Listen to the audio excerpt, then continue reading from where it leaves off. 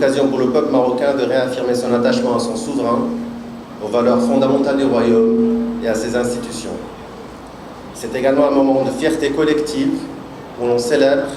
les réalisations et les progrès accomplis sous la conduite éclairée de Sa Majesté le roi Mohamed VI, tout en renouvelant l'engagement commun pour un Maroc avancé, uni et solidaire. Votre présence nombreuse nous honore. Elle témoigne de l'amitié forte et séculaire qui lie nos deux pays depuis des décennies et du respect partagé pour cette histoire que nous célébrons ensemble. Excellences, Mesdames et Messieurs, 26 ans se sont écoulés depuis l'accession au trône du roi Mohamed VI. 26 ans d'un règne synonyme de stabilité, de réforme, de modernisation et de progrès, avec comme corollaire principal le développement et l'émancipation humaine. 26 ans durant lesquels le Maroc est devenu, parfois contre toute attente, une terre d'investissement, le plus grand hub portuaire et automobile d'Afrique, un pays doté des infrastructures les plus modernes, la première destination touristique du continent, le premier investisseur africain en Afrique, mais également un acteur global dans le secteur minier et de la sécurité alimentaire, ainsi qu'un modèle sur les questions environnementales et en matière des énergies renouvelables. 26 ans focalisés aussi et surtout sur l'amélioration des conditions de vie des citoyens, à travers la consolidation des services de base, de manière à instaurer la justice spatiale, au renforcement de la santé et du système de l'éducation, et au développement de la culture et du sport comme levier d'épanouissement de la jeunesse. Contribuons tous ensemble à faire du Maroc un terreau de talents humains et à élever le royaume dans la catégorie des pays à développement humain élevé et à réduire la pauvreté de près de la moitié durant la dernière décennie. Le regard du Maroc est aujourd'hui tourné vers l'avenir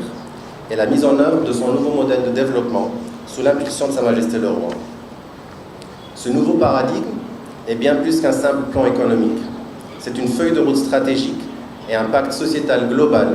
élaboré pour propulser le royaume vers une nouvelle ère de progrès inclusif et durable à l'horizon 2035 et qui vise la mise à niveau globale des espaces territoriaux et le rattrapage des disparités sociales et spatiales pour mettre fin, comme l'a annoncé le souverain dans son allocution hier, à un Maroc avançant à 2 vitesses. C'est cette dynamique implacable qui guide les pas du Maroc dans sa marche vers l'émergence, avec le lancement d'une nouvelle génération de programmes de développement territorial, couplés à de nouveaux projets titanesques dans le cadre des multiples échéances singulières devant se tenir au Maroc, telles que la Coupe du Monde 2030, organisée avec l'Espagne et le Portugal, mais aussi la Coupe d'Afrique des Nations, prévue en décembre prochain. Excellences, Mesdames et Messieurs, c'est aussi cette même vision qui oriente le royaume vers ses racines et son prolongement naturel sur le continent. Comme vous le savez, l'Afrique est au cœur des autres priorités royales, œuvrant sans relâche à la réalisation du plein potentiel de notre riche et précieux continent, à la faveur d'une coopération sud-sud solidaire et agissante à travers des projets structurants à portée stratégique. Une émanation de cette vision royale est l'initiative africaine-atlantique, mais aussi le gazoduc africain-atlantique entre le Nigeria et le Maroc, dont les travaux du premier tronçon reliant les 2 pôles portuaires majeurs de Nador et Dakhla ont été lancés il y a quelques jours, marquant ainsi une étape concrète vers la réalisation de ce projet, permettant à terme l'intégration énergétique et un décollage industriel au niveau régional. En Guinée, cette vision royale prend tout son sens. C'est ici l'occasion de réitérer, Mesdames et Messieurs, la disposition du royaume à accompagner, sur la base de son expérience accumulée, la République sœur de Guinée sur sa vision 2040 portée par son Excellence le Président Mamadi Doumbouya. Et je suis fier que nos 2 pays travaillent déjà avec des perspectives intéressantes sur les 5 piliers de cette stratégie. L'appui du Maroc à cette vision n'est qu'une suite logique et naturelle, compte tenu de la relation historique et fraternelle qui nous lie et qui nous unit sur les plans humains, politiques, économiques, culturels et culturels, et qui s'inscrit dans la continuité d'un héritage liant les monarques du Maroc aux leaders de la Guinée. Cet héritage explique en sorte la richesse de notre partenariat, qui s'est renforcé au fil des décennies, évoluant d'un socle historique d'amitié et de solidarité vers un réel modèle de coopération multidimensionnelle. Parmi les piliers les plus anciens de notre partenariat figure la formation académique, professionnelle et technique, qui continue de tisser des liens durables et concrets entre nos 2 peuples. Ceci à la faveur de l'offre marocaine des bourses d'études universitaires accordées par l'Agence marocaine de coopération internationale, l'AMCI, au profit des étudiants guinéens qui s'est renforcé pour atteindre plus de 230 bourses accordées annuellement. Ce modèle a permis la floraison d'un patrimoine humain maroco-guinéen unique. Cependant, il n'aurait jamais eu toute sa consistance sans le travail exceptionnel que réalise l'ASEGIM, l'Association des anciens stagiaires et étudiants guinéens au Maroc, qui compte plus de 5000 adhérents et demeure un fleuron du brassage culturel et humain de nos deux pays. Je me félicite de la présence parmi nous dans cette salle de Madame la Présidente de l'ASEGIM, du Président d'honneur de l'ASEGIM et de nombreux membres de l'ASEGIM, occupant différentes fonctions, notamment au sein du gouvernement, mais aussi de la délégation de l'AMCI, venus tout droit de Rabat et qui sont avec nous aujourd'hui. Trop nombreux sont les chantiers de coopération en cours. Permettez-moi donc de lister brièvement 5 actions importantes qui ont marqué l'année écoulée. La finalisation de la mise à niveau de l'avenue de la République, l'organisation de la 5e campagne de formation de parachutistes, avec, Inch'Allah, une 6e formation prévue cette année, la mise en ligne des 2 stations de pompage de l'Andrea et de Madina, la remise du centre de formation professionnelle de Nango, et enfin, le lancement du chantier de rénovation au sein du Palais Mohamed V.